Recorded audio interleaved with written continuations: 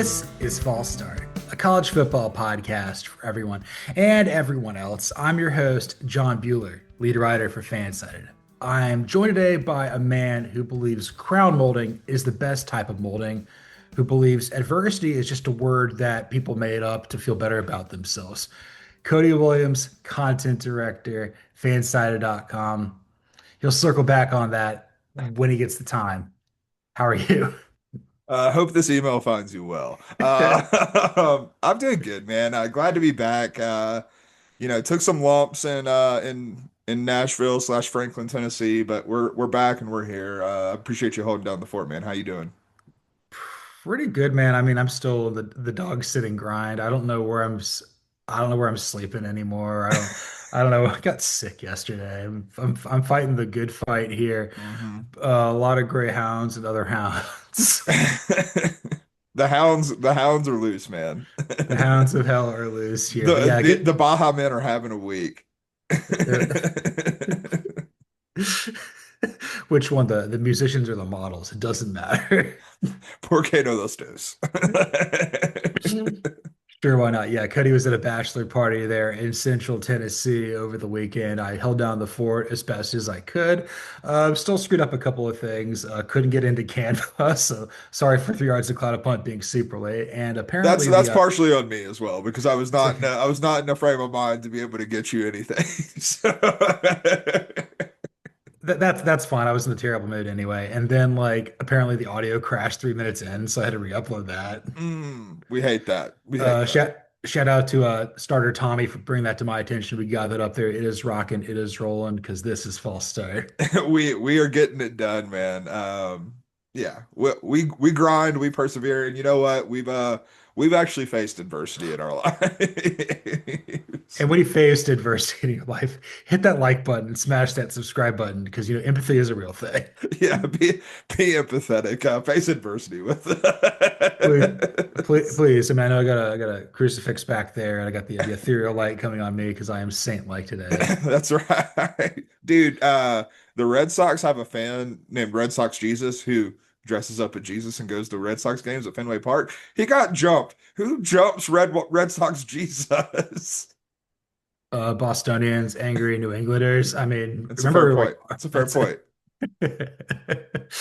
it'd be like that sometimes. In Atlanta, you could be crawling on the floor and no one will help you because this That's is a right. The first time I ever went to Boston, I was getting on their railway, and this lady was getting off of the car, and she tripped on like the edge of the subway thing, and like three people went to like, including myself, went to go help her get up, and we all got slapped and said, "Get the hell away from me." So that's kind of the Boston mentality. you know manners. Who cares? Yeah, being a Southerner in New England did not jive all the time. No, biggest southerner in the Midwest in Chicago, it's the same sort of thing. It's like, why are you too happy? Why are you so happy right now? Right. Did you put makeup on, sir? Because we're sure as hell didn't. Where's the melancholy that we thrive in? Melancholy and the infinite sadness, despite all our rage, we're still rats in cages. And obviously, we false started here. Just a little bit, just a little bit. It's been a while, but I went through it this past weekend, and I came across a very interesting column there from or mailbag from Stuart Mandel of The Athletic. And I'm gonna ask you a question. Cody, do Host or do Host? Mm. Has Georgia peaked under Kirby Smart? And I'll continue with the Stuart Mandel and Seth Emerson, who covers the team locally, says that what we saw in 2020 to 2022, like that might be a crest. We might be on a downtick. They made very valid points, but also we've seen the Saban dynasty extend for 17 years. We also saw three different crests with the Patriots dynasty. So it's a fun topic. I don't know how to answer it. The floor is yours, sir. So I've been thinking a lot about this, and it's I don't think it's definitely not an easy answer, which I think Stuart Mandel and Seth Emerson kind of agreed on as well. But I do think that I come down on Duhas with one S. But I say that because who says you can't peak again? And Yes. like I think that's where I'm at. Like I think they have peaked. I think like as good as those Stetson Bennett teams were, like that's probably as good as Georgia's ever going to be. Like they were operating at a level that was truly the peak of college football. Like NFL draft prospects, but also the glue guys that you need. Like everything was coalescing in the right way. The coaching staff was great at that time. Like everything was in where it needed to be. I think Kirby Smart can get back to that point, but I don't think Georgia or many teams can get above that point. Like I think that is the peak. That's the peak that you're trying to achieve as a college football coach at a program of this level. So yes, they have peaked, but that doesn't like I don't think that there's necessarily a world where they can't do that again. However, I will say that I don't think that it's going to be sustained at any level because I think there's too much parity in college football to like you can catch lightning in a bottle and reach that peak for 1 year, but I don't think you're going to have like a 2 or 3 year peak at that level. Well done, sir. That's exactly how you answer this. Du Hast 1S, they have peaked, but they can create another mountain. They can create another crest to go up there. This is a mountain range, not a hill. Yeah. So Yeah. I think you bring up a good point there. Like the 2 year run there in 21 to 22, that's the best 2 year run we've ever seen in the playoff era. I think the last two that I could probably compare that to is like 11, 12 Alabama, Yeah. maybe 03, 04 USC, maybe that 4 year run there under Tom Osborne with Nebraska. Hmm. Those don't come along very often. With the new playoff format, with it being 12 teams, there's even more parity. That's why teams like Mississippi State and Virginia are having really good years as well, which we didn't Hmm. really expect. No. But the reason it's peak, and this is exactly what Stuart Mandel got to, Georgia's coordinators are awful. Yeah. Like, 100%. and look, I'm not asking Georgia to come across and say, go get the next Dan Lanning or the next Todd Monken, because those guys may be singular, but you got to try. You can't just hire your buddy or your Freddie Gonzalez mentee. Like, you need something better Mhm. than this. And I know people are really hard hating on Bobo. I hate Schumann way more. Yeah. It's because look, Kirby's a defensive minded guy, but he has to become a CEO type. And you can still win national championships on defense if you recruit, but he's got to clean up every mess that Schumann creates. Mhm. Whereas Bobo, it's like, I'm trusting you to do this. And it kind of works, but it's always been disjointed. It's not as seamless of a play caller as Todd Monken. That's why Todd Right. Monken works in the NFL. And that's really the big thing here. What Can I make something or can I say something off of that point as well too? you go right ahead. Yes. I think the reason that like especially for you as a Georgia fan that Schumann, probably frustrates you more is Schumann gets a lot of credit. And like Yeah. Bubbo doesn't get a damn bit of credit. Like Georgia can put like in the during the midst of a Tennessee game where I thought Bobo called a pretty damn good game and like Georgia ended up putting up 40 plus, like throughout that game people were still trying to crucify Mike Bobo. And like no one was talking about Glenn Schumann giving up 40 to Tennessee again. Like no one was like Schumann gets off scot-free with a lot of this and he is every bit as much a part of the problem as Mike Bobo. And like that's as a fan of a team and even as me looking at it as a neutral observer, like that's a very weird dynamic and a very frustrating thing. And if I was a fan of Georgia, like I would feel this exact same way. Like it's gotten so bad with Schumann, a coach that was like never getting shootout. Defensive line coach Trey Scott is now starting to because there's no pass rush. Hmm. Well, Schumann's like a linebackers coach. That's where your pass rush is coming from. Hmm. The only coach in Georgia, even more so than Smart, that's kind of like you can't say a bad thing about is tight end coach Todd Hartley because he's just Yeah. fantastic at what he does.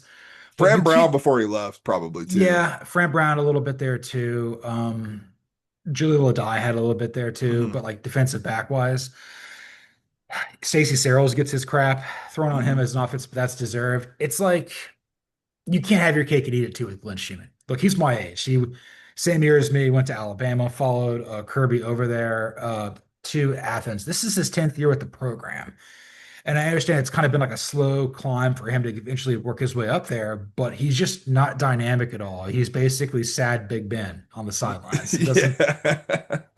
and like I want Will Muschamp's son to stop playing at Vanderbilt so Boom can come back. Because at least I know Boom has been fans or been friends with Kirby forever, like since '96. But at least with Will Muschamp, we know he's fantastic as a defensive coordinator. Well, yeah, like Will Muschamp knows what he's doing, man. Like Will Muschamp he might be at Vanderbilt because of his son, but I guarantee, like, have you seen what the Vanderbilt defense and what Vanderbilt looks like? Like, Yeah. that's a credit to Boom, man. Like, it's everywhere he's gone, there's been success on that side of the ball when he's been a coordinator. I won't say as much when when he's been a head coach, but Yeah, I mean, Florida and South Carolina aren't easy jobs, by the way. But no, I get that. But like, he doesn't have the personality to take over at Georgia, and that's kind of what it is. That's why it never was going to be him. But it's like with like Schumann and not Schumann and Schumann and Bobo. It's like you're being beholden to people you're best friends with back in '96. yeah. You're like a grunge band that's still holding on to what you did in '96, like you're the Gin Blossoms or something. Still touring, baby. The venues keep getting smaller and smaller. Videos get smaller, we get older, the songs stay the same. That's right. Oh, till I hear it from you, Glenn Schumann's still your DC. The worst part about it all with Bobo is his son's really good as a center. Mhm. So like he's probably the best offensive lineman we have, and I'm okay with that. But it's where do you how do you improve this? Like Loxley's not going to get fired. Yeah. Faulkner's probably going to be a head coach. I'm trying to think maybe Dayball, you bring him in. I'd rather see that happen. Bring Dayball in. I was thinking about it, and I don't know if he'd want to come down south to the SEC, but like with where Penn State is, if this continues, like maybe you give Kotelnicki a call because like I don't think Kotelnicki's the problem at Penn State. I think Drew Aller's the problem at Penn State. I think they picked the wrong quarterback.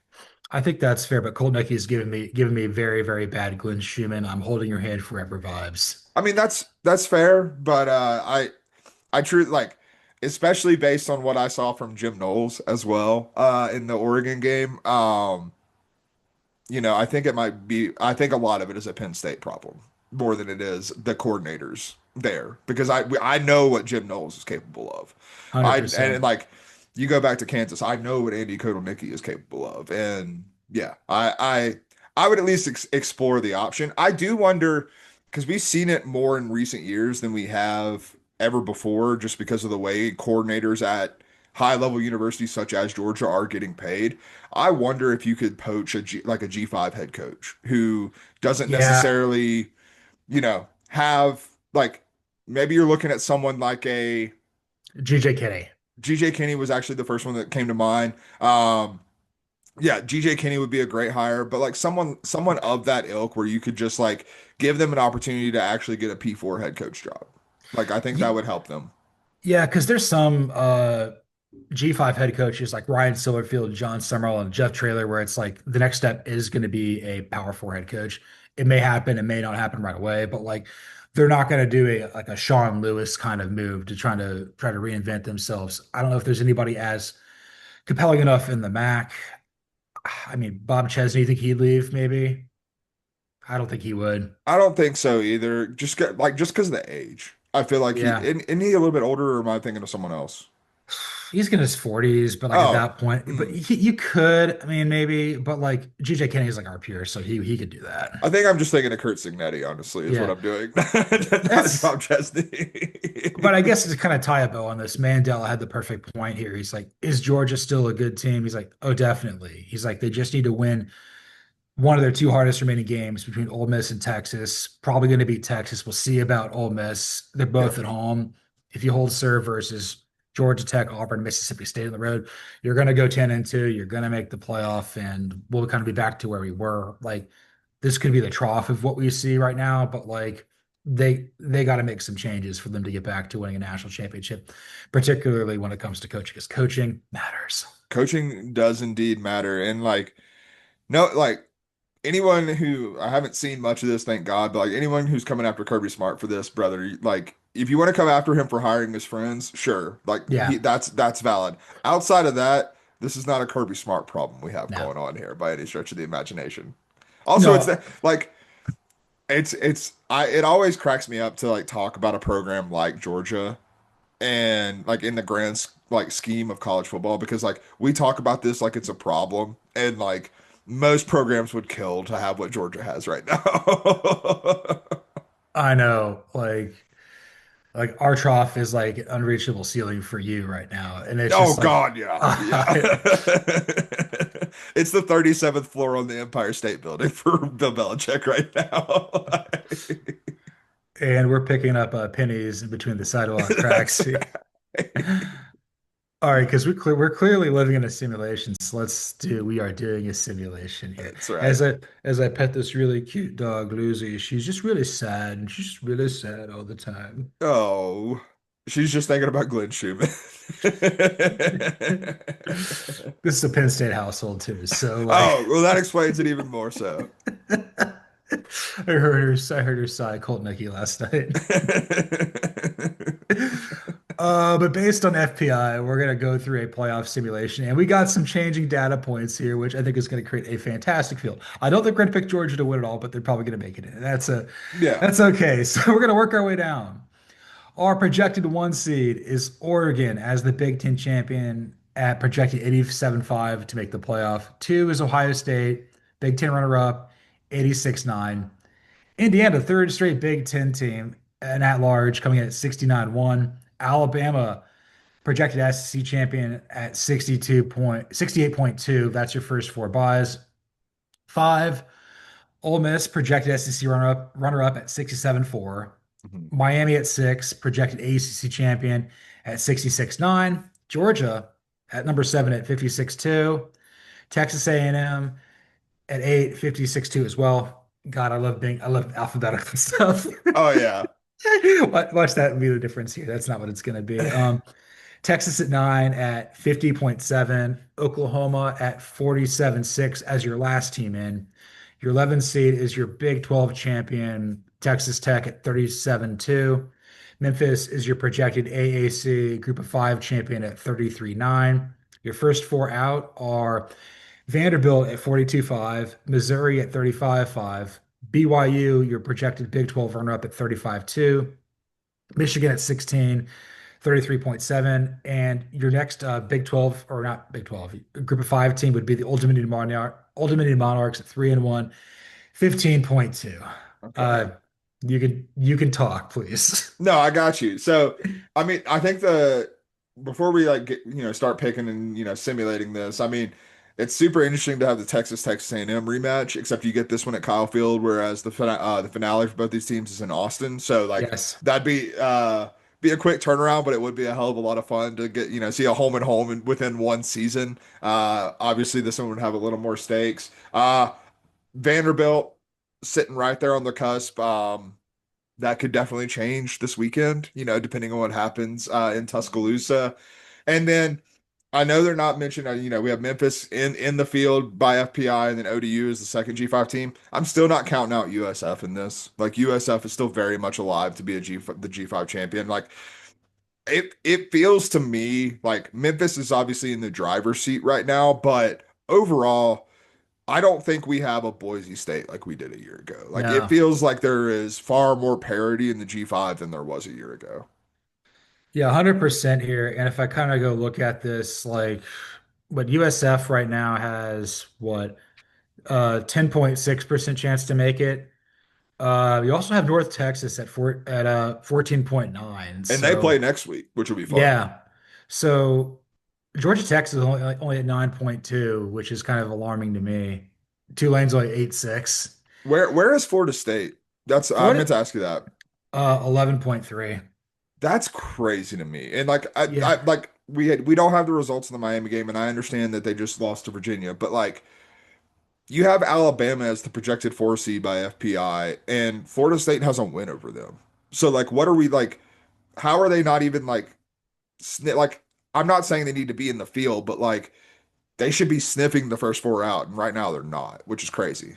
Well, I think it's the head-to-head loss to Virginia. They're at 11-7. And I Yeah, think that Virginia is like, okay, maybe we're the team that's gonna, because Virginia has the second best odds to make it to win the ACC behind Miami. I mean, it's not by yeah, much, but like I don't know, some teams like this, like Penn State's got a really tough road right now. They may not make it in. It seems like that's going to be a challenge, but it's looking more and more like the SEC is going to probably get five teams in this year. yeah, 100%. Because I mean, Virginia does have I hadn't really looked at Virginia's schedule. It's North Carolina-esque with how soft it is in the ACC. I know Chandler Morris winning a lot of games that his dad couldn't win. That's right. Shout out to Tony Elliott, who's he's going to keep his job. So Yeah, 100%. that's really good for him. So let's here's the matchups here. Okay, Oregon's got to buy, Ohio State's got to buy, Indiana's got to buy, Alabama's got to buy. Your 5-12 regional rivalry with Ole Miss, number 5 hosting number 12 Memphis, 6-11 Miami hosting Texas Tech, 7-10 Georgia hosting Oklahoma, and then 8-9 is a pretty much an immediate rematch of Yeah. Lone Star with Texas A&M hosting Texas, but it's at Kyle Field as opposed to at DKR. Hmm. All right, let's work our way through here. Ole Miss, Memphis. I think it'll be closer than you'd probably expect, but I'm still going to take Ole Miss. Yeah, I'm still gonna take Ole Miss. I think they found a gear offensively that I didn't think that they would be capable of this year with all that they lost. And then the defense hasn't taken as big a step back as I think anyone expected. So like this team looks legit. 100%. 6-11, Miami, Texas Tech. That's a fun game. That's a That's a hell of a fun. fun game. We've been getting this one like for about a week or so now. Yeah. I would still go Miami because I think that their players are just a little bit more tenacious. Yeah, I think it's just I would also go Miami. I think Texas Tech is talented enough to win this game. I'm just not sure that I can't escape the feeling that Texas Tech is going to slip up at some point. And like Yeah. whether that's in the playoff or beforehand, but like I just can't escape the feeling that it's really hard to make this kind of a leap and like not slip up at some point. Yeah, like I've got them in winning the Big 12 right now, but I don't really feel good about it. That's Yeah. basically my way. 7-10, Georgia hosting Oklahoma. Um, I would still, I'm gonna lean Georgia. yeah, I think it's because it's at home, and I think that it's not Alabama. And I think Georgia's going to play a lot better after losing to Alabama moving forward. Yeah, I think that's definitely a wake up call for Georgia for sure in a really big way. And I also think that I think this could end up being a defensive struggle. Like I think this is a game where Kirby could have a heavy hand in the defense to our Glenn Schumann point earlier. And we kind of see both offenses have a really hard time getting off the mat, quite frankly. I think the other big thing is Mateer will turn the ball over. Hmm. Stockton doesn't do that. Yeah, 100%. And I mean, that's a big key if we're talking about a defensive struggle too. Also, I don't think Oklahoma could really run the football outside of They could not. Mateer. Dakota Gregory's like, yeah, Jaden Ott needs to probably take a red shirt or leave. Yeah, shouts to Makai Hughes doing the same. Yes. If you can't run the football like now, I'm serious. Like you're not winning a national championship. You got to be able to do both Yeah, 100%. because you got to inflict your pain on the opposition. If you can't do that, because that's why an air raid team's never going to win it all. And then 9-8, what Texas A&M versus Texas. It's I could be convinced either way. I'm kind of leaning that like. Does Texas beat Texas A&M at DKR? I think that probably does them to get it in, I think. Yeah, I mean, like I would assume based on the FPI projections that that's what FPI is projecting, and like I would also favor that. Like I at the end of the day, like Texas A&M has been they ducked this game for so long, and then having to play it in DKR, like that's going to be one of the most hostile environments that we see all season. Yeah, because like looking at this, it looks like Ole Miss is going to probably beat Georgia. Georgia beats Texas, and then I think but then Texas would have to beat A&M to get in. I think is Hmm. how this would work. Yeah, Does Texas beat A&M twice? I think so personally, just because I don't. And maybe this is misguided. I'll leave the door open for that, but like Texas A&M still to me does not feel like let me rephrase that. They have not proven under Jimbo Fisher and under Mike Elko that they are capable of getting off the mat. They haven't had to get off the mat yet this season. But like if they lose a game, I have not seen how they get up off the mat. And doing so against a team that just beat you and now you have to play them, even if it's at Kyle Field, like I worry about that. This is the closest game of any of them, and I think that like it would get in their head is kind of the biggest issue. Yeah, I think here, this is untrodden territory for Mike Elko and Aggies, whereas Sark's had a playoff team the last 2 years there. yeah. Um, I would probably go the Longhorns to allegedly upset A&M in this Lone Star rematch. Yeah, I mean it's definitely the toughest one to call in my opinion, for sure. All right. So we got our matchups here. Our Rose Bowl, number one Oregon host or versus number nine Texas. Our Orange Bowl, number two Ohio State versus number seven Georgia. Cotton Bowl, number three Indiana versus number six Miami. That one's tasty. And then Hmm. Sugar Bowl, SEC West rivalry, number four Alabama versus number five Ole Miss. Yeah. Let's start with the Rose Bowl. Okay. Oregon by a lot. Yeah, I don't think that that's particularly. I don't think that that's going to be close at all. Like they're going to have to put that behind a paywall. Arch is just Arch is going to have to like Arch is going to do some Chad Powers thing. He's going to have to leave. Dude, that's going on the Peacock for sure. Yeah, I don't see any situation where Texas wins that game. Yeah, agreed. Orange Bowl, Ohio State versus Georgia. I keep getting this rematch again, and I keep going Yeah. back for it. Where are you feeling with this? God, I really don't know. I still don't have like a good feel on Ohio State. I really don't feel like I have a great feel for the Buckeyes right now. Don't think I'm gonna get it this week either when they play Minnesota in Columbus. Like that feels like the most pack it in and like cruise control game I've ever seen. Um, I would probably lean Ohio State just slightly, but like I wouldn't, let me say it this way. I wouldn't feel great about picking either side of this. No, I wouldn't either. I think Ohio State has a little bit more momentum, and I'd probably pick them to win that here. But again, this is as close as Texas A&M rematch. Agreed, 100%. So Ohio State moves on. Your Cotton Bowl, Indiana versus Miami. That another really good one.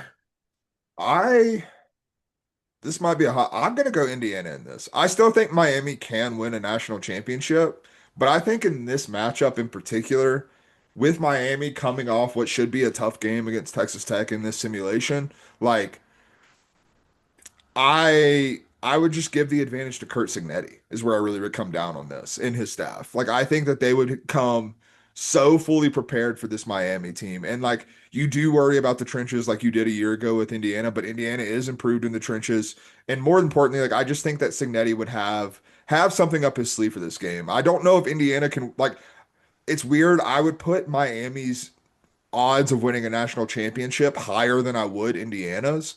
But I think in this game in particular, with Indiana having a bye, I think that plays right into the Hoosiers' hands. I would probably agree. I think the fact that this game is being played in Arlington as opposed to the Orange Bowl, that would make a huge difference. And Yeah. I think Indiana just has more offensive firepower than Miami does. So I would go Mhm. with that. Hell And yeah. then the Sugar Bowl rematch, or I don't even know if it's a rematch. I don't even know if they're playing this year. Alabama versus Ole Miss. I'm leaning Ole Miss pretty heavily. Yeah, I am as well. I don't, it's a good win for Alabama against Georgia. I'm still not convinced that Alabama is like a world beater by any stretch of the imagination. Wonderful. All right. So we're moving on to our semifinals. Our Fiesta Bowl, number one, Oregon versus number five, Ole Miss, and our Peach Bowl, number two, Ohio State versus number three, Indiana. For as much as I love the Ole Miss Rebels and what they're doing, I don't think that they have the depth to contain I don't know if they have the depth to keep pace with Oregon right now, even though they're both gonna also the fact Ole Miss has to play an extra game here. I think that that's a big difference. So Oregon's moving on to the national title game. Yeah, I agree with you 100%. And as far as the other game, I could be convinced in either direction here. Yeah. Um, I'm kind of leading Indiana in a very weird way. I wrote it down, filling this out, and man, I'm leaning Indiana as well. And that means we're both leaning Indiana to play in a national championship. But like, I look at this and you got to be thinking that maybe they're not going to say it out loud, but Ryan Day and his staff have to be feeling pretty good that they don't have to play Indiana this year because this is a much better Indiana team than it was a year ago. And then getting them on the docket, Indiana probably wants this matchup while Ohio State does not. And like I think that like you can't discount that factor. Yeah. So our national championship in Miami Gardens at Hard Rock Stadium is Oregon Ducks versus the Indiana Hoosiers.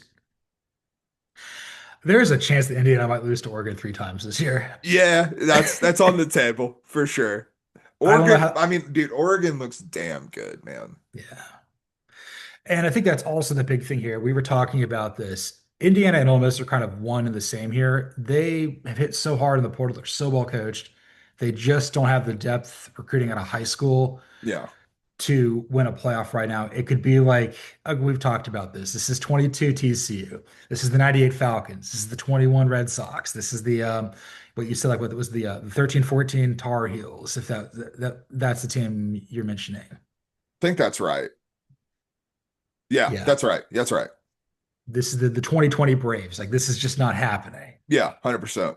So Oregon's going to win its first national championship in school history, and Dan Lanning's going to get a raise, and he's not going to have to get another rib tat unless Jerry Jones hires him. You know what? I'd take it at this point. We'll take anything. But yeah, like Oregon is the 1 seed right now. Like I think that they're kind of on a mission after getting embarrassed a year ago in the Rose Bowl, and I don't really see that happening. But like particularly just how I never felt that they were going to lose to Penn State, even though it went to overtime. I never felt that was going to happen.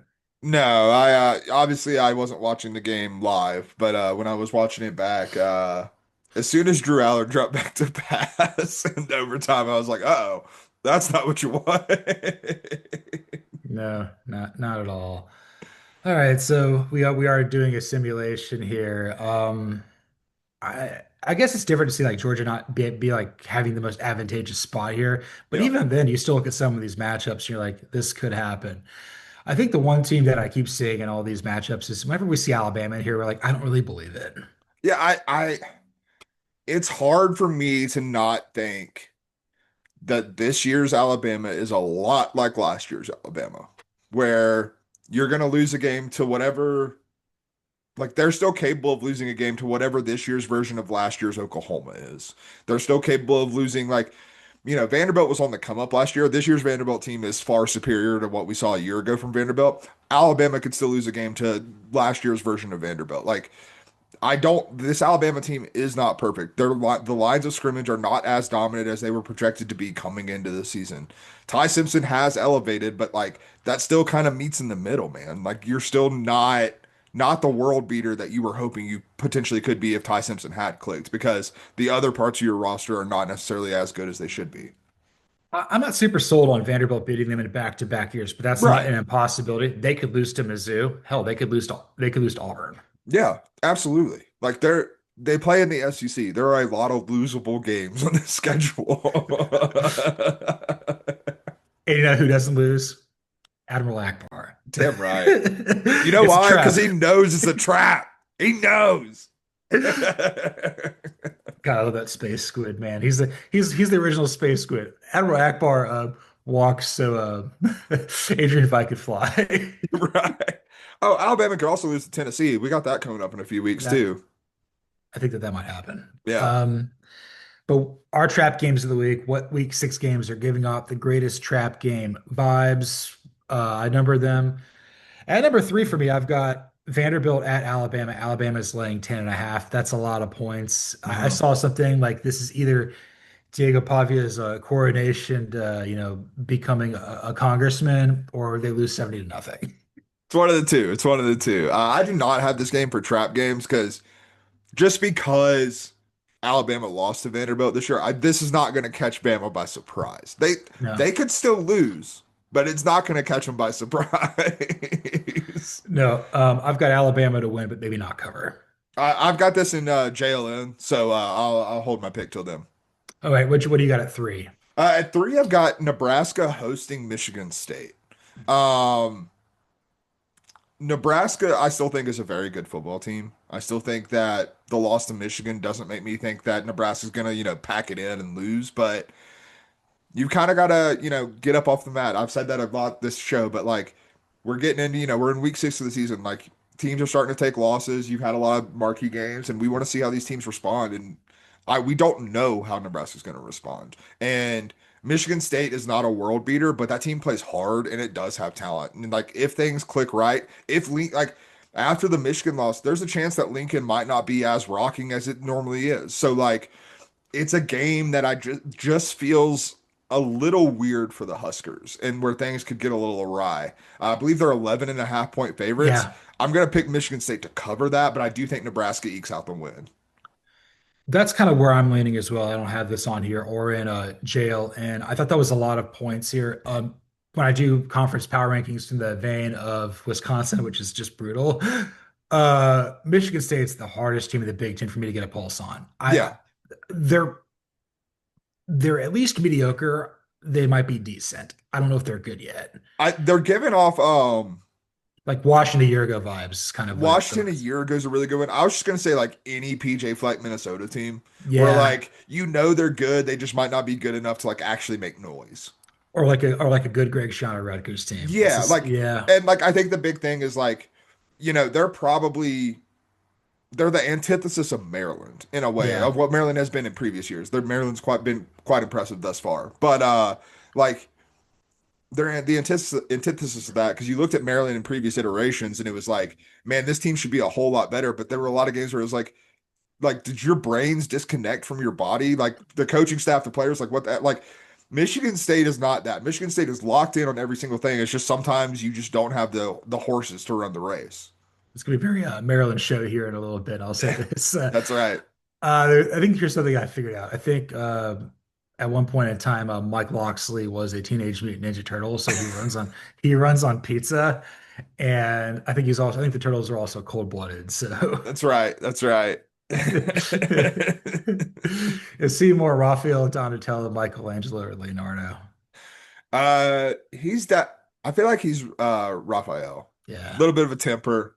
Can things happen sometimes. he thinks he's Michelangelo. He's not that cool. Yeah, no, he's the only one who thinks his jokes are funny. It's like you've got Michelangelo is the alpha male, Raphael is the sad middle brother, Donatello's the wild card, and Leonardo's the nerd. It's all right. They're all painters here. So yeah, I'm gonna take Nebraska to win, but Michigan State to cover there. Yeah, I think that's the move. At two for me, Kansas laying 4.5 at UCF. Okay. We got a sad dog over here. Poor baby. She wants to go to the bounce house, and I think UCF has a distinct home field advantage. Yeah. I'm going to take the Knights to win outright. Hell yeah. I do not have this game anywhere. Yeah, I'm gonna take the Knights as well.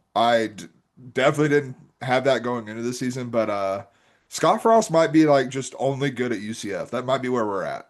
Which, hey, more power to you. You're in the Big 12 now. You can make a living doing that. But and like Kansas, it's just Kansas just doesn't feel trustworthy right now. Like there's a world where Kansas wins this game by 30. Like that's not out of the realm of possibility. There's also a realm where they lose this game by 14. Like that the variance of Kansas is very high right now.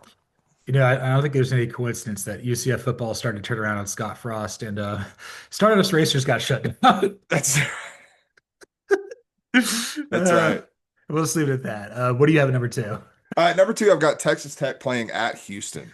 Um, Texas Tech obviously riding high and going on the road to play this Houston team, which I pulled up some numbers. We talked about in the Texas Tech Utah aftermath that one of the most impressive things was that Texas Tech was able to kind of manhandle Utah a little bit.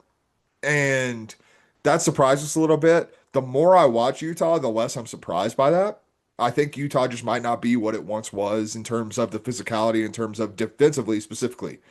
Houston might be what Utah used to be defensively, though. You look at Houston right now in terms of EPA per play on defense. They're 23rd in the country in EPA per rush and 12th in the country in EPA per dropback. Now, Houston's offense is a little hit or miss, no doubt about it. But I think that Houston has the capability, especially at home, to turn this game into a rock fight. And we don't know what Texas Tech looks like in a rock fight. We've not seen Texas Tech have to get into a rock fight. And in years past, Texas Tech in a rock fight has not been a good thing for the Red Raiders. Texas Tech's favored, I believe, by 10 and a half in this game. Kind of the same thing with Michigan State, Nebraska. I think Texas Tech wins, but just barely. I don't think they cover. I think Houston covers in this one. I'm right there with you. I definitely maybe thought Houston might be good, so that was nice to me. And Lucy is over there staring at me like Willie Fritz and Connor Wegman begging to pick them, but I'm going to go with Texas Tech here. Yeah. I think that Texas Tech wins the covers. They're going to slip up. I don't know if it's going to be this game. If it happens, I'm not going to be surprised, but this is not the one I'm betting on. Yeah, 100%. And then number one, this is stupid. Iowa State at Cincinnati. That's Cincinnati's laying also my one. number one. Also my number one. The clones are going to come in there and just skull drag the Bearcats. Even though Brendan Sorsby is playing really well, Rocco Beck is just he's just a human marvel of a man. And then I also just think Matt Campbell's going to run a laps around Scott Satterfield. I'm going the opposite way on your brother. I think Cincinnati Um, gets this one. I no. look, we know my feelings on Satterfields, and they're not positive to say the least. But I think that I think Iowa State.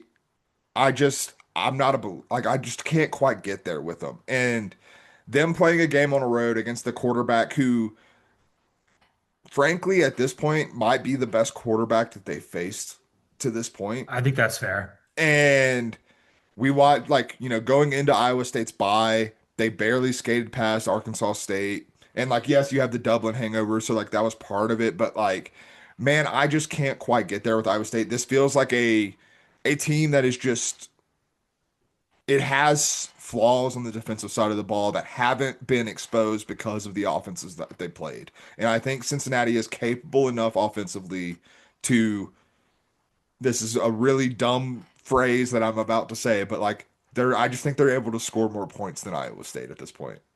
I think that's fair. Like I said, Sorsby's probably been arguably the best quarterback in the Big 12 right now. He's been playing lights out. Maybe Cincinnati turns it around. I'm dubious of that, but like as much as I like Iowa State coming in, they've kind of got that slip up potential in them, and this is a game that I think it could conceivably happen. I'm on the other side of it with you, but I don't blame you at all. Yeah, no, 100, like I again, it's a Satterfield on the sideline for Cincinnati. So like if they do get skull dragged, I wouldn't be surprised. And frankly, I won't even feel dumb because I picking Cincinnati games is just hell. Hell on earth. And let's feel done with a guy who likes to go on the sidelines here. Let's go to our Antonio Banderas Bowl of the week. Yeah. Last week we saw a game, if you want to call it that, between UCLA and Northwestern.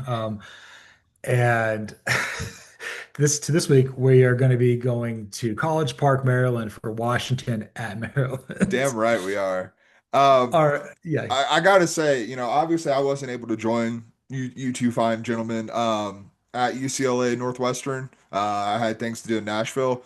But sure enough, on Sunday, Sunday afternoon, I looked over and there was Antonio. And I was like, how'd you get here? And he said, birthday party. And obviously.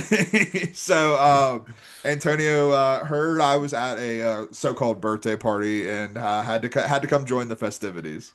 the absolute crazy part is he went through all the waterways and canals, and he somehow made his way he made his way through like the Chicago River, through like the Ohio, up the Mississippi, and into the Cumberland. He did it. That's right, man. He's basically our modern day Lewis and Clark, like both of them combined. And he's like Mark Twain, man. He's just going. He's just That's right. his nickname for Mark Twain is Bulldog. Bulldog. Samuel Bulldog. Yeah, Sam I am. And so there's really a few things that happened there in Chicago that I gotta like let you in on. So the first Please. thing was we had our Slytherin robes because we were going to Azkaban. And he and I are both in Slytherin. You're in Ravenclaw. We've already discussed this. Mhm. And we go on the field. David Braun turns out we thought he was in Ravenclaw. He's actually just a squib. Yeah, 100%. Oh, Filch out there coaching the Wildcats. And like Hagrid, Deshaun Foster got expelled. So That's right. so we're over there in our Slytherin robes, and you know that part where Northwestern almost lost to UCLA, where the guy missed a 22-yard PAT That's right. field goal. Antonio's been practicing at Potter Lake, waving his wand, and he was able to say Wingardium Leviosa correctly, and that's what happened. We love that. Really progressing linguistically. We're proud of him for that. He is an actor, so that's what I told him, and that's how I said he was able to pronounce words. I'm like, you're an actor, Dad. Figure it out. You know, that He, hasn't stopped many actors in our time. Some of them dude, still can't speak he or told act. me his favorite scene in any movie is Helena Bonham Carter playing Bellatrix Lestrange, pretending to be Emma Watson playing Hermione Granger, Yeah. breaking into Gringotts. He was like Academy Award, honestly. Yeah, I mean he paper mache'd an Oscar for Helena for that. Yeah, he tried to paper. He also made a paper mache of your head for us to try to escape. Like, dude, this is Azkaban, not Alcatraz. The problem, the problem is you put your mustache where your eyebrow is, so it looked really messed up. Look, it's the third eye. You know, my third eye needs a third eyebrow. Well, his and eyes and mine are blind. The other thing was Antonio goes to this high school football stadium, and he was calling plays there for UCLA. And he could only do he was on the side. He was doing three, one, two, because he kept wanting to order a beer, but that since they don't have a coach, they thought he was the coach. So three meant something, one meant something, and two meant something. And that's the only offensive plays that Nico knew how to run. Is Antonio responsible for Nico not playing the entire game? Because I heard some rumors about that. Very, very much so. The big thing with Antonio and Nico is they actually hate each other. Well, yeah, of course. Antonio is many things, but he's also a man of principle. And he did not care for Nico's greed in this. No, no, no. He calls Nico Malfoy. Nico Malfoy. Because he absolutely cannot say Iamaliava, neither can you. This is false start. Nah, that's our kinship right there. So after the birthday parties and the bachelor parties, we're making our way to College Park, Maryland. I gotta say this, man. It's the land of Jim Henson and Kermit the Frog. Antonio doesn't know the difference between a frog and a turtle. It's really messed up. He does not. No, he showed me a Kermit like mascot head that he was planning on wearing this weekend, and I was like, what the hell are you doing, man? Like, that doesn't make any sense. And he said, bulldog. And I was, I'm trying to explain to him the difference between a turtle and a frog. There are many. The shell, the speed, the general smell that we're talking about here. Still not quite getting it. I did convince him to leave the Kermit head at home, but I don't know if he's going to be dressing full Franklin the turtle for this game by any stretch of the imagination. No, Testudo. He also thinks it's a Geico gecko. He thinks it's all the same thing. I'm like, dude, some of these are amphibians, man. Like, what are you talking about? He didn't explicitly say that, but he did mention that he needed to pay his insurance, and so like I guess that's probably why. And I asked him, I'm like, you have insurance? And he goes, Waka, Waka, Waka. That's right. But yeah, we are going to Maryland here. Turtles have played pretty good. Beat the tar out of the my unofficial Big Ten team against my will, the Wisconsin Badgers. That That's was right. he really just wants to meet Steve Coogan. I think that's really the big thing here. And I told him that's Luke Fickle. He doesn't care. No, it's just actors loving actors, man. And this might be one of his last chances to meet Steve Coogan, quite frankly, with the way things are trending. He really wants to get bribed. He wants to get tickets to the Knicks and Jersey Boys. That's right. And he doesn't want to drink this week. He just wants to have cucumber accented water. 100%, yeah. Maryland is as we'll get to in JLN, a land with a silver spoon born in your mouth, and Antonio was not that, and so he wants to see how the other half lives.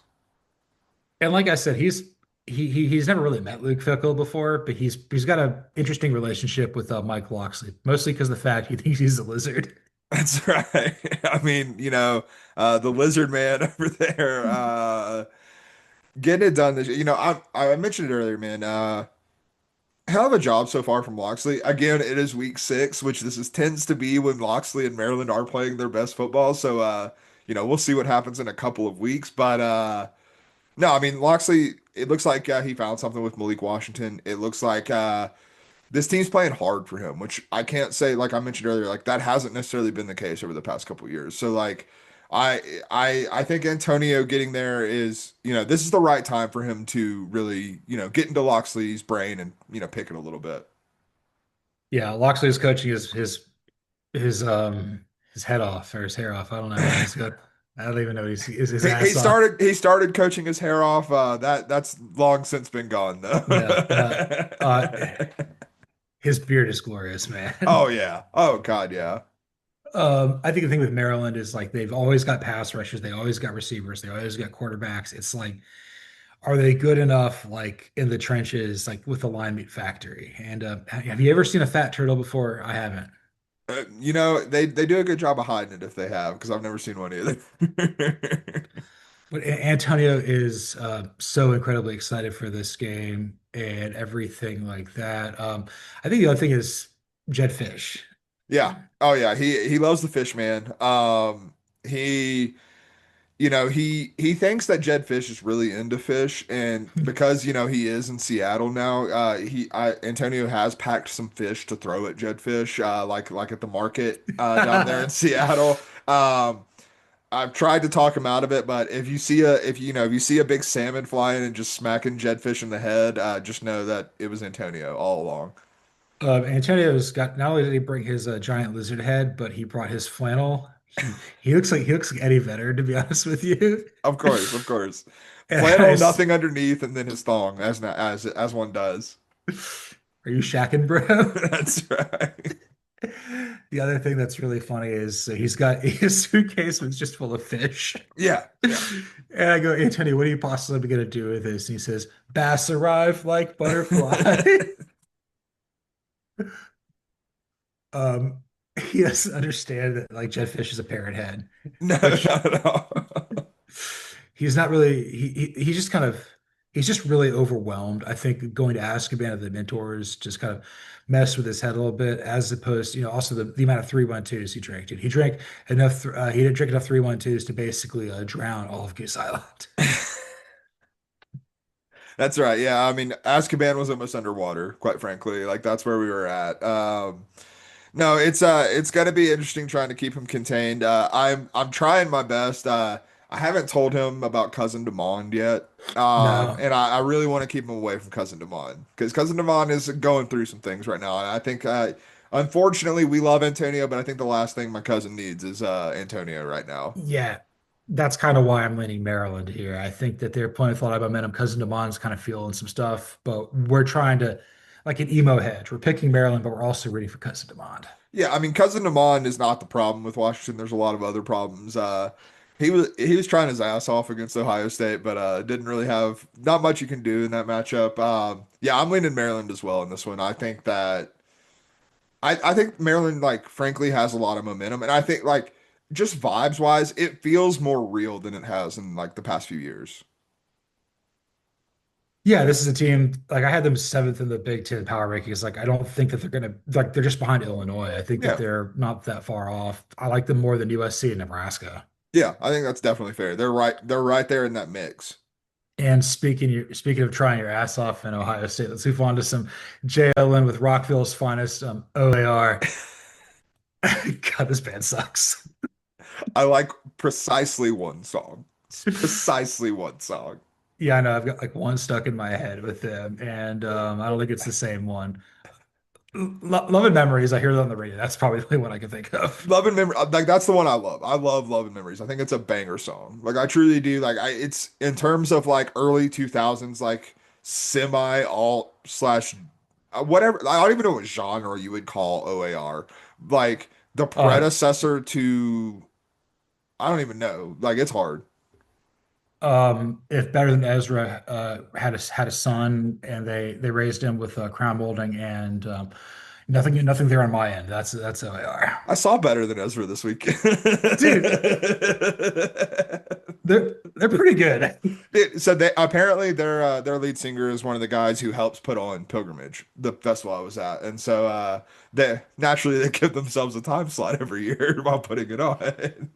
Yeah, Kevin Griffin just looks like he's the Gen X version of Kevin Cronin of REO Speedwagon. Yeah, yeah, And it was Tom Drummond looks like if Ari Rossman played bass. that's right. Yeah, I didn't think you saw better than those. Really, yeah, man, that's really cool. I saw the Yeah, 41. hell yeah, it was a good time. But no, like OAR, not a good band, but Love and Memories does slap, man. Not like when the first chorus hits, I get going a little bit. So OAR is four guys that went to high school together in Rockville, Maryland. They also did a semester abroad in Israel, apparently. Alrighty then. And then they all went to Ohio State together, and then they met their saxophonist. Like that's no adversity at all. Like that's just like that's like all my high school friends who were in AEPI. Like just the Right. I love all of them. Those guys are so cool, but like I'm not Jewish, so I can't be in that chapter. But I'm also not sure that the guys in OAR are cool at all. So there's No, that. no, I know it's kind of tough sometimes with that. Lucy's over there eating leftover breakfast and she can't see it on the rug, so it's really funny. Hey, it's a game. It's mental stimulation. All right, so we did pick six songs for OAR. Let's start with their first big hit. That was a crazy game of poker. Who do you have for that? Brother, it's gonna be a crazy game of poker in Gainesville this weekend, man. Texas at Florida. I got that too. That's the same thing. Hell yeah. Like, look, things get weird in Gainesville, and we still haven't seen Arch play well against any kind of meaningful level of competition. Uh, we have not seen Florida play well, point blank, period. So that has the makings for a game that's just going to get super, super weird. I'm leaning Texas. I actually think I like if I had to pick one like specific result, I think Texas might blow out Florida just because when you look at Florida, so many of their issues have been on the offensive side of the ball with Billy Napier. And you're going up against maybe the best defense in the country. I don't care if you're in Gainesville. That's not the recipe you want for this game. Like, Arch may not have to do a whole hell of a lot in this game. Like, he might have a hell of a lot of 25-yard fields that he's working with because of turnovers. You could tell this song was written by like a 16-year-old. It's like Oh, let's 100%. Someone who's never played a game of poker in their life. So I also have Texas winning this game, but I was sitting there thinking about like a crazy game of poker. You know, you basically got like this is we're running out. They're playing like strip poker with Billy Napier and Steve Sarkisian. Everybody else has their clothes on, but they don't have their clothes on. It's going to be a crazy game of poker because Billy Napier's going to lay down his cards and say, go fish.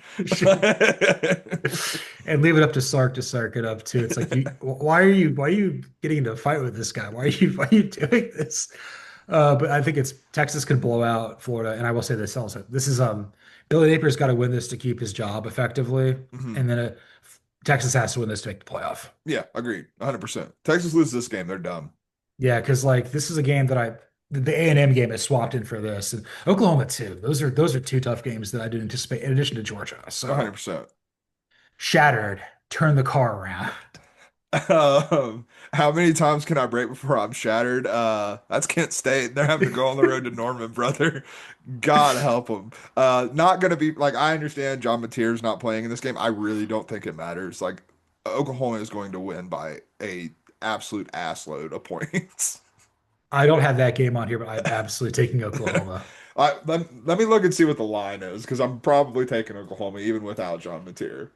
And I've got the game that we're going to be coming to you semi-live at 3 yards in a cloud of punt here, Miami at Florida State, because this game is rivalry game is wild. How Hmm. many times to turn the car around? Just, Mike Norvell versus Mario Cristobal, Miami, Florida State. Whoever wins this game is going to be in the driver's seat to win the league. If Florida State loses, they're effectively out of it. If Miami loses, that's going to put up that might knock Miami like that. I feel like if Miami loses this game in a way, like maybe Texas Tech moves up and Miami I is further down. I'll talk a bit about it because I have this game later, so I won't pick it now. But I do like I have a ACC thought about this game that I'll get to in a minute. And with that, here's my pick. I'm gonna go with Florida State here. They lost a tough one versus Virginia in Charlottesville. Everybody responds to failure the same way. They pick themselves up by their bootstraps. They put in the extra work. Miami's won all of its games at home, but they haven't played on the road. Yeah, 100%. Just to circle back, Oklahoma is a 45.5 point favorite. Give me the Sooners. All right. Love and Memories, the banger. Yeah, Vanderbilt at Alabama, memories of last year, baby, and we love them. I'm excited for this, man. Vanderbilt is this is like this isn't like pesky underdog Vanderbilt. This is like Vanderbilt has arrived, and Vanderbilt's damn good. And we've talked about it's a tough task. You've got to go on the road to Tuscaloosa this year. You're trying to beat Alabama 2 years in a row. I'm still taking Vanderbilt, dude. I think that this might be sacrilege. I don't really care. I think Clark Lee's a better coach than Kalen DeBoer. I think that's fair. And I'll say this: if Vanderbilt wins this game to get to 6-0, they go down to three. They're the team making the playoff over Oklahoma. Love it. Hell yeah. Give it to me. Diego Pavia, give Diego Pavia the Heisman. Actually, that's why I want him in the Heisman now. Yeah, 100%. And if he beats Alabama, he might be the new betting favorite. Yeah, he might edge out Dante Moore potentially for sure. Like that'd be wild. For me, I've got Clemson at North Carolina. God Do help you us. do you love me faster than the devil?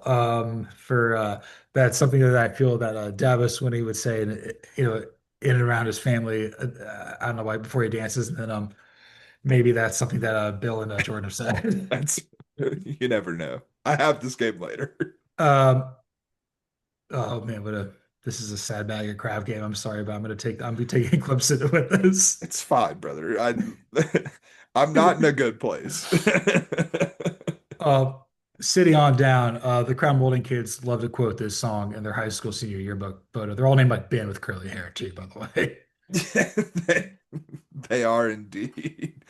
This is where I have Clemson, North Carolina, because I don't think Chapel Hill is going to be in a great spot. I think Clemson's going to take the city on down. Clemson's going to win pretty big. I think there is a non-zero chance that Bill Belichick is not the coach at North Carolina next year. Yeah. Buster Faulkner, come on down. Yeah, 100%. But yeah, that's okay. He's gonna go off to Valhalla. Dude, no, he's gonna go to what's like Bali. I'm just trying to think of like a 24-year-old influencer type of vacation, and that's where Jordan's gonna take him next. The man doesn't. He is gonna be blown away by Indonesia, dude. Yeah. Watch him come back with like an arm sleeve of like some sort of Bali design. That's right. He Uh, got a big ass stick poke tattoo. and hanging out with a bunch of Komodo dragons in an open room. Yes. Komodo dragon, the second most frightening animal on Earth behind a polar bear. Dude, 100%. At least the Komodo dragon's not like cute. Like I'm a big fan of bears. I think bears are the cutest animal in the world. I'm aware that they could murder me in a second, but like absolutely adorable. No, those two animals will actively hunt you for sport. And for City on down, I've got my game, Kentucky at Georgia for this line. Well, in the end, my friend, we'll all be together in the end, clutching onto my hand in the valley we stand, just living again. Uh, Georgia is going to just absolutely flay Kentucky in the parking lot. They are going to get whooped. I don't even know if they're going to cover the spread because Georgia doesn't do that apparently, but Georgia's going to win by a lot. Yeah, I do not have this game, but I'm definitely taking Georgia. I yeah, in Athens, I think Georgia's got some demons to exercise after last week.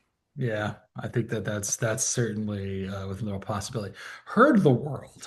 Yeah, so I just heard the world is breaking down into bits again. That could be the ACC if Miami were to win this game. And so my ACC theory that I have is the ACC should want Florida State to win this game in a very big way because what that sets up is you get Florida State versus there's a potential that you get Virginia, Florida State, and Miami either all what Virginia potentially with zero losses and then these two teams with one loss at the end of the regular season.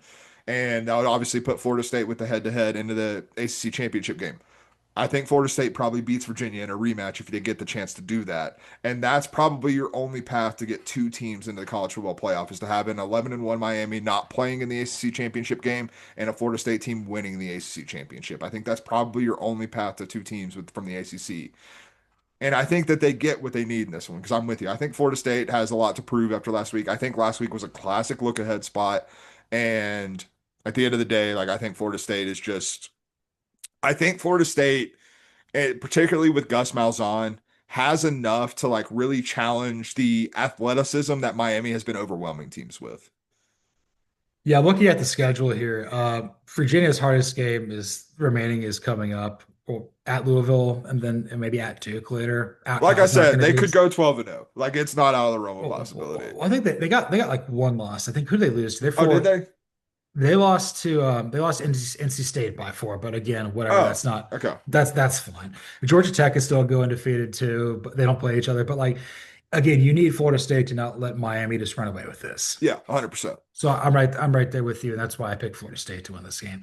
For the same sort of line here, I've heard the world is breaking down to bits again. That's Mississippi State at Texas A&M with a bunch of clanging, a bunch of yellow leaders, a bunch of dumb stuff in maroon and white. Uh, and even though the Aggies are in mourning with the passing of Miss Reveille, that's tough. Hmm. The world's going to be breaking down to pieces again. I think Mississippi State gets them. I'm going with the Bulldogs in the upset All because right. they had a tough loss versus Tennessee.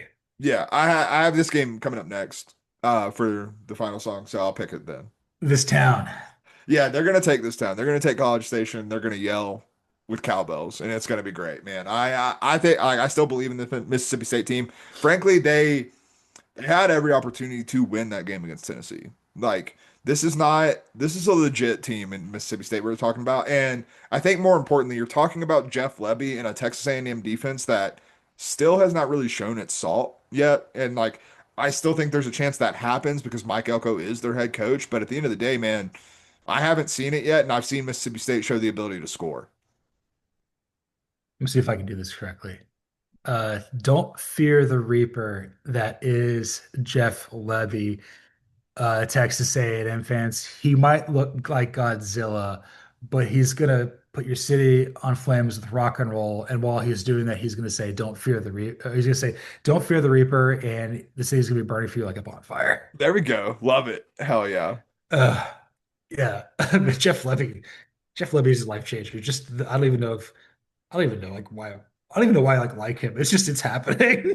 He's a good coach, man. Yeah. He's a good coach.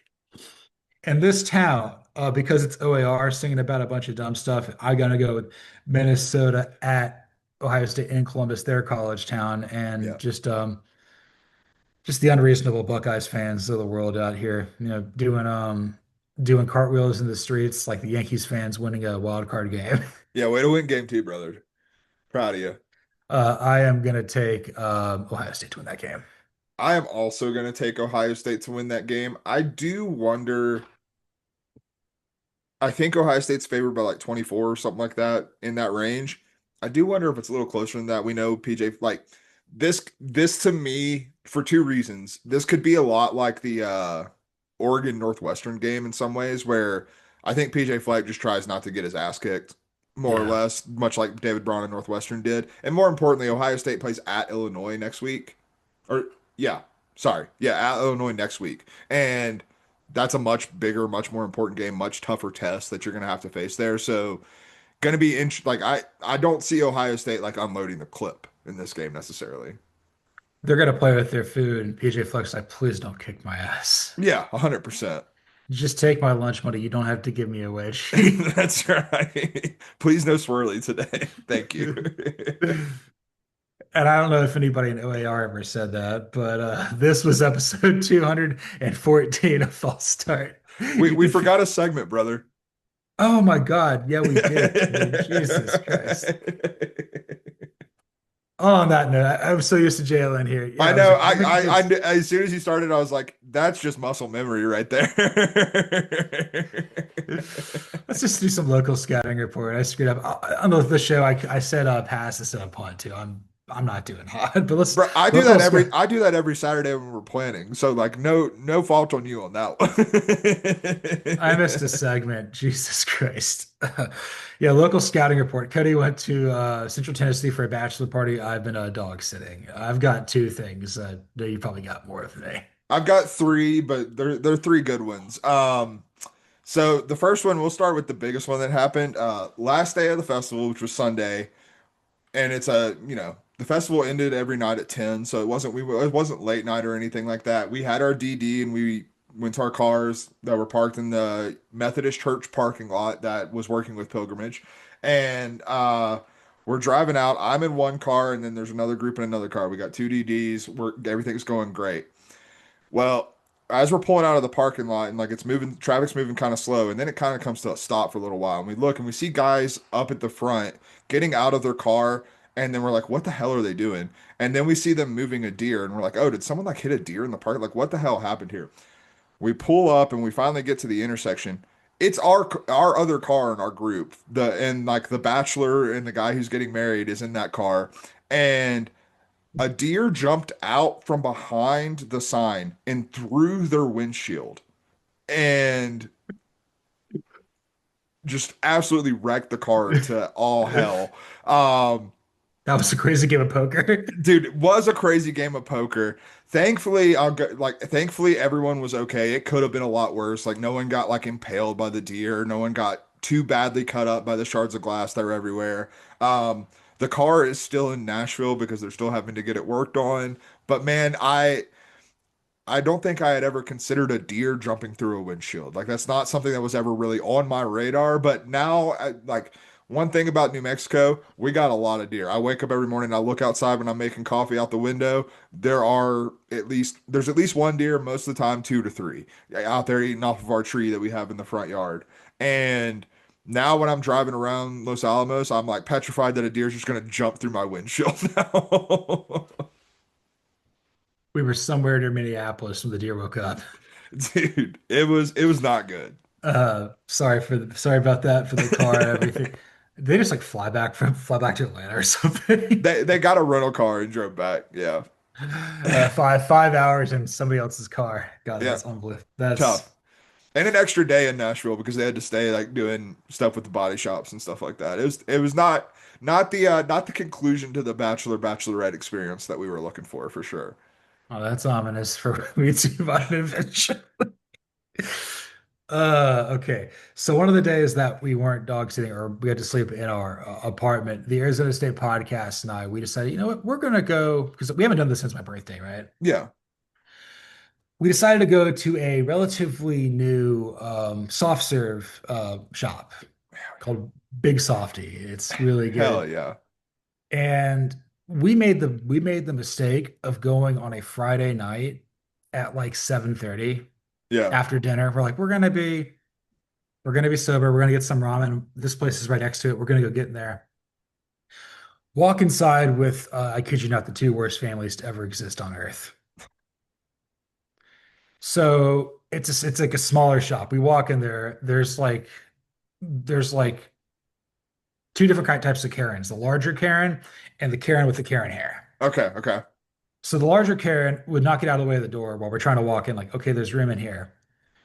First thing she does when she gets the ice cream is takes a bite out of both of her kids' ice creams because she doesn't want to get their slobber on it, which I thought was like, you hate your children and you hate your husband. Yeah, 100%. That woman cannot wait to leave her family. Yeah, and the kid like then spilled like his ice cream on the floor, and then she didn't give him another one. It reminds me of the Parks and Rec scene where they go to like the ice cream shop and Jerry drops his and the dude already has one ready. He drops it like 50% of the time.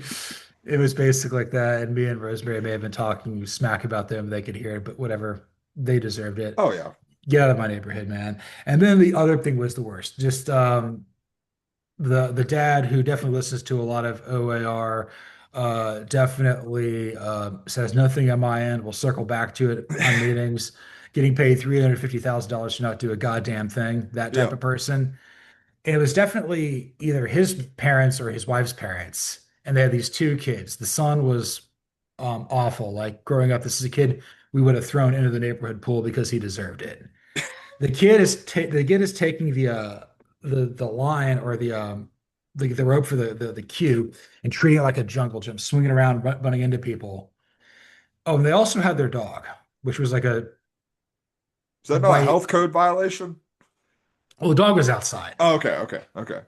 and it was like a very like fair-haired golden retriever thing, just a happy dumb dog, doesn't realize what a terrible family he's a part of. Right. So the kids in there screaming and everything like that, running around into us, and we're just like, I just got my ass kicked at work all week. I don't want to deal with this. They then proceed to block up the entire walkway up there where there's chairs where people can sit outside of a pastry shop. And like apparently we couldn't sit there. Of And this course. one this one Gen Z girl walks by after getting her ice cream, doesn't care. And the Karen lady says like, "Oh, I'm sorry, I'm in the way." I'm like, "You are literally blocking like somebody from sitting at four different stools because you have your bratty family." And the kid was screaming. He's like, "I want to walk. I want to walk." I'm like, "How about let the kid get hit by a car? Because you can always get a new kid." Yeah, that's right. You can reproduce more. Yeah, so we've decided that we're only going to go there after dark now. That's probably a good call. And maybe go on school nights too. I think that's also a move. Yeah, that was a frightening experience. PTSD leading through that. What's number two for you?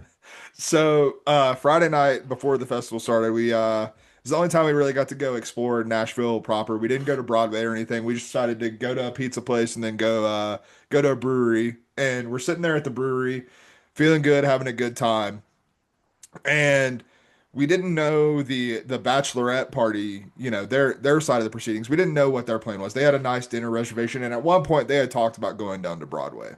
But then as the night progressed, they said, maybe we'll meet you at the brewery, we'll see what happens. And so we're just sitting there and we're like, if they show up, fine, whatever. It's not that big deal. It wasn't crowded or anything like that.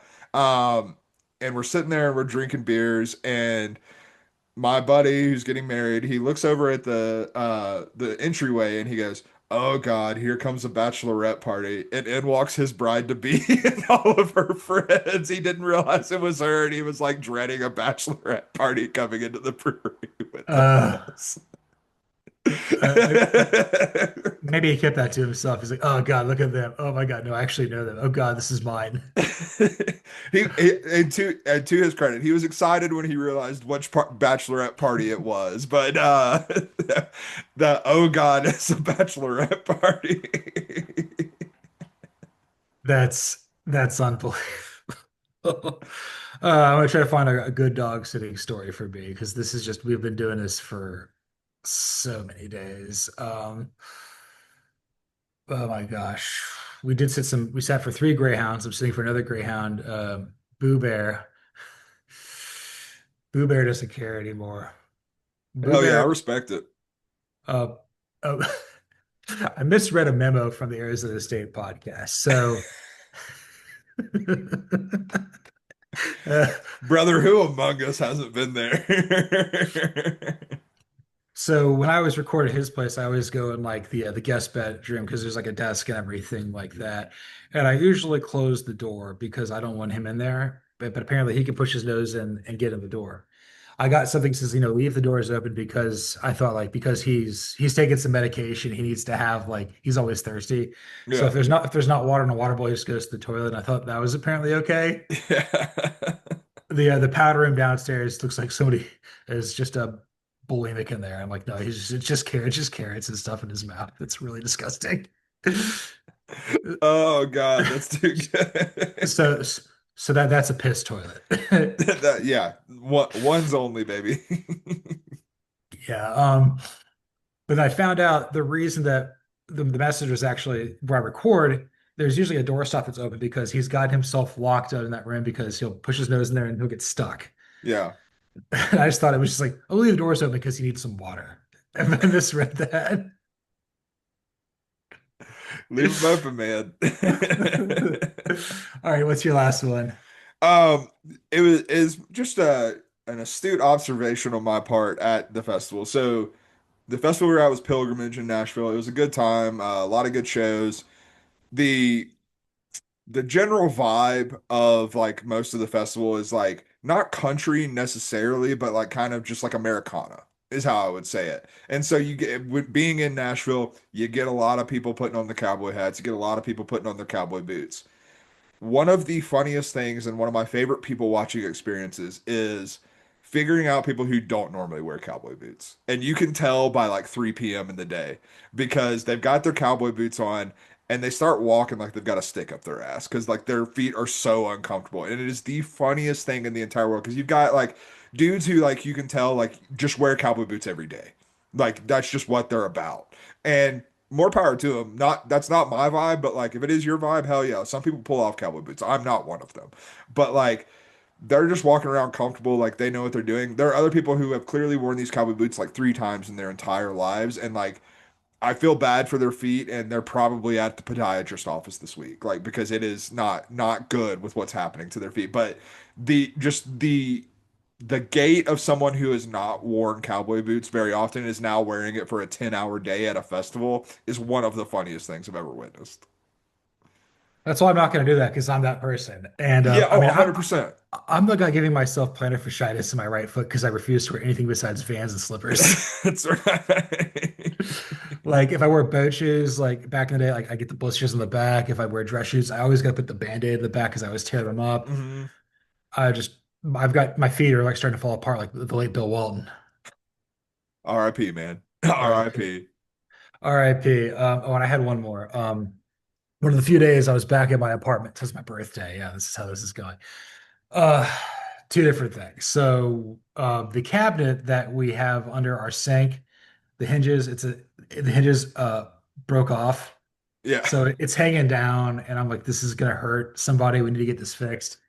2 day ordeal over the course of a week. They got to replace the hinge. They got to do a bunch of other stuff here. An older apartment. We tried to replace one of the things in the bathroom vanity, but apparently the hinges like open like this. So you have to replace both windows or Okay. both mirrors. I'm like, we're not doing that. I don't know if you know about this. Contractors do not give a flying F about where they park their car. They will Correct.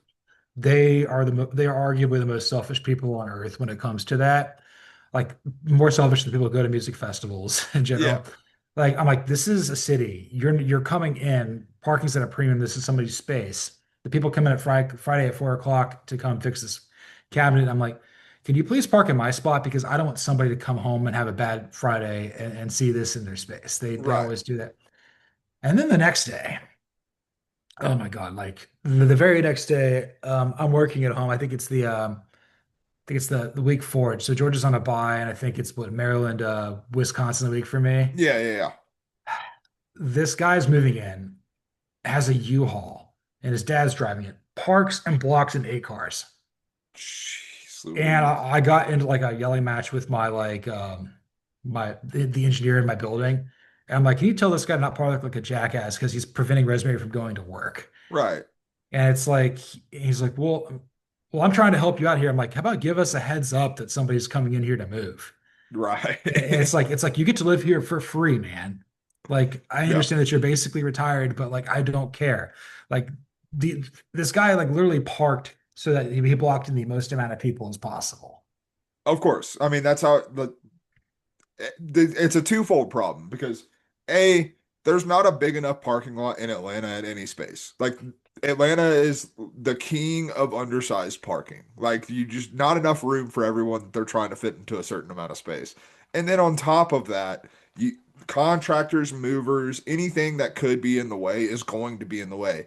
Like our at the apartment last apartment we lived at in Atlanta, they the maintenance workers were the worst about it. They would block like they never parked in a spot. They would always park behind cars. And like exactly what you're describing. But I'm like, you work at this building every single effing day. What sense does this make? How have you not gotten 100,000 complaints over the years doing this? Yeah, college isn't important apparently. So like maybe that's where you learn that at. But it's unbelievable here. Like I have a lot of anxiety about cars and parking and stuff like that. It's why I try to Uber everywhere as best as I can. My car doesn't really work anymore. But I'm just like, also, you can do this when you get a U-Haul. First off, when you're moving, like if you're moving like across the country, I get it. Yeah. If you're moving from one neighbor to another, what you do is you move it piecemeal in your car. hmm You move everything you possibly can by yourself to not bother anybody else. Then when you have to move furniture, you can rent a U-Haul or you can call 2 men in a truck and they can move like the six pieces you can't move in 20 minutes. Right. 100%. Or you can do what my sister and my brother-in-law did is you could go out in the street, park all your cars next to each other, and then move and have them take your spot with the van. Like, don't be a selfish prick. No, There's do too many not. in Atlanta. There's too many here, man. There's too, to quote a personal hero of mine, Dwight Schrute, there's too many people. We need a new plague. Like that's where we're at. There's just too many of them. And this was episode 214 of False Start. You can follow me, John Buhler, on Twitter or the X at Buhler118. You can follow Cody Williams at the Sizzle20. You can follow the show at CFB False Start. Like, rate, listen, subscribe, review on Apple, Spotify, YouTube, anywhere there's podcasts. Give us a 5-star review. Hitting a 5-star heart when some of us start getting drafted again, because that's coming back around. 100%. Thankfully, your feet are cooked and my knees are cooked, so I think we might not qualify. We can fly drones like a Buster Bluth at a strip mall. I don't care for Job.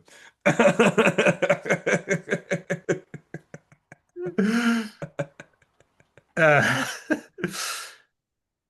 I don't think Job said this, but Mike Mills said this for Michael Stipe. Don't go back to Rockville and waste another year unless you're doing it with false start.